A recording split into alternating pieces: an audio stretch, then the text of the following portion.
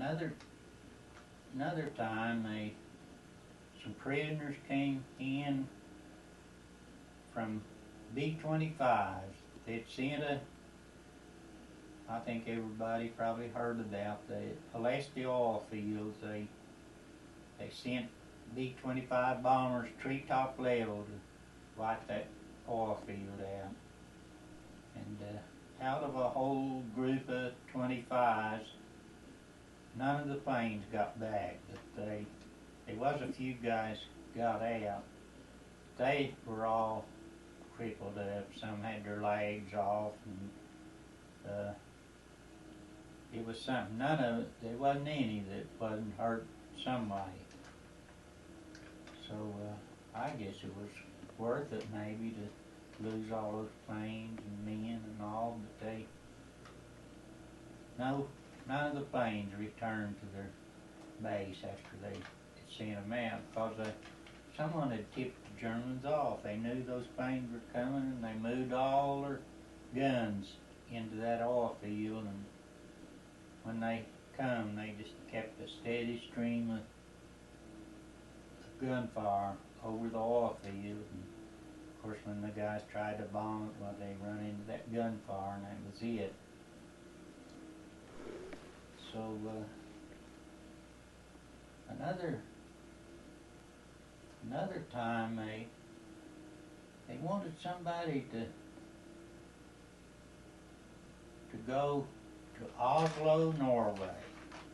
So they asked for volunteers. And our pilot, he was a eager beaver, and he said, "We'll go."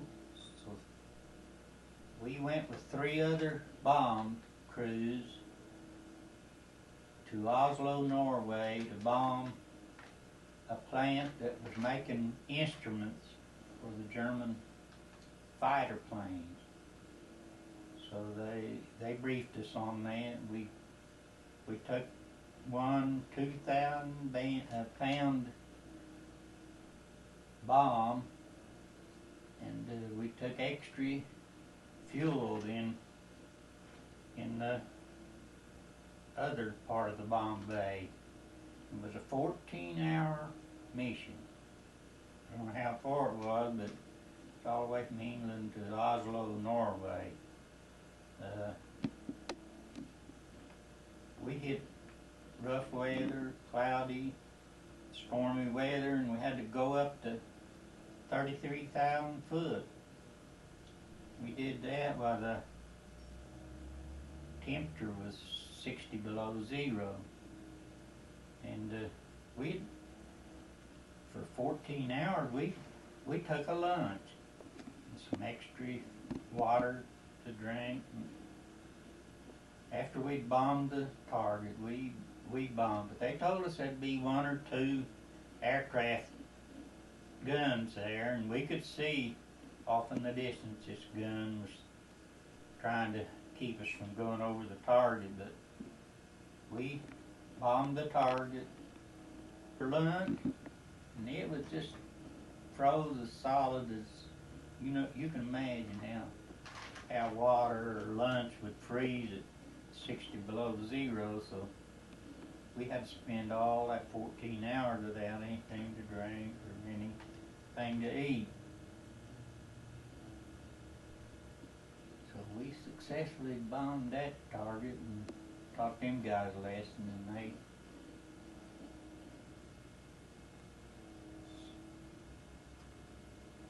we never did hear just how much damage was done, but the thing we were doing mostly is just to show them guys that they weren't out of the range of the war. And when I got back from the war, they didn't know what time I was coming into Fort Smith, so I just hitchhiked a ride, got out on the highway and caught a ride and come to Collinsford, and still my folks didn't know where I was, so I walked home. As I come down the road, and my mother was in the garden. She was planting garden or hoeing in the garden, or she's doing something in the garden. And there I come, walking down the road to home, and man, she got excited. She danced around and tromped on all the garden stuff she'd planted and just ruined that garden. And but she was happy, and we, no problem, we bought some more plants and seed and planted the garden again. And I was kind of looking around too. I had a girlfriend, but I wanted somebody that was stout and somebody who could do anything. And I met an Indian squaw. Her name is Nelva Wofford. And I think she might have been looking for me too, because we met at a picnic and had a nice time. So I don't know, we talked about buying us a farm and getting married and all that. And they done changed all them laws, and you had to wait 3 days after you took blood tests to get married. So we bought a farm,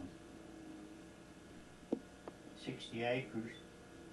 So we wanted to move a little closer to Concord. So 160 acre farm with a chicken house.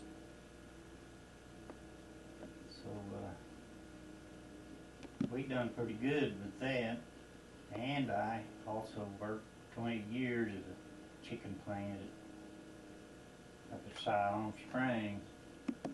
And old squaw, she learned to do everything. She could make you a suit of clothes. She could sew up a new dress. She made things. So that's why I'm here today. Well, she took good care of me, and so she done all the work pretty much. And when we moved up here to this town, Sandusky, we bought a little brick house, and we added on to one side, and then we added on to the other side of it, and man, it's back in the brush, and fence rows have growed up, and man, we worked hard trying to clean all that up, and I'll just tell you how stout she was.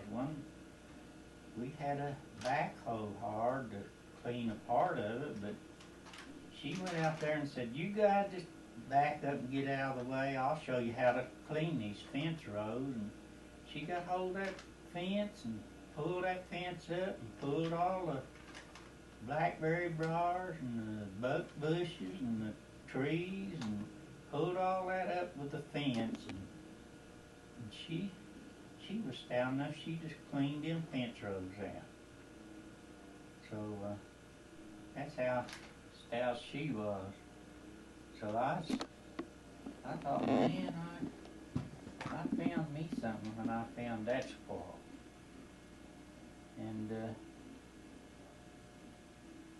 you know, after then, after I got out of the Army, why, I didn't want to talk about the war, or didn't want to tell anybody about it.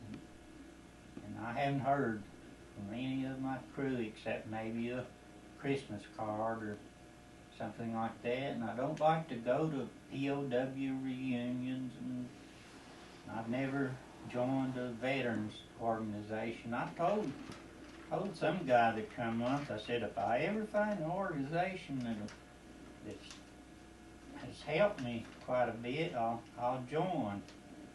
But they ain't never none of them helped me yet, so I don't know. I pay dues to 3 of them. I don't know just which ones. Put your paper down. Huh? Put your paper down. Can't see your face. So, I don't like to be in crowds even.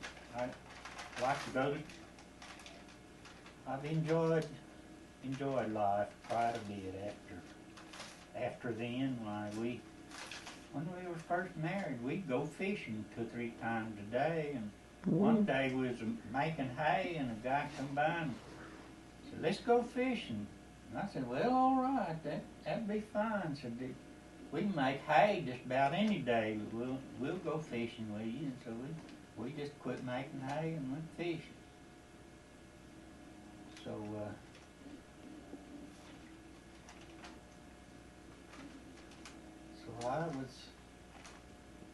I was glad to be back home. I've enjoyed every day since I got back.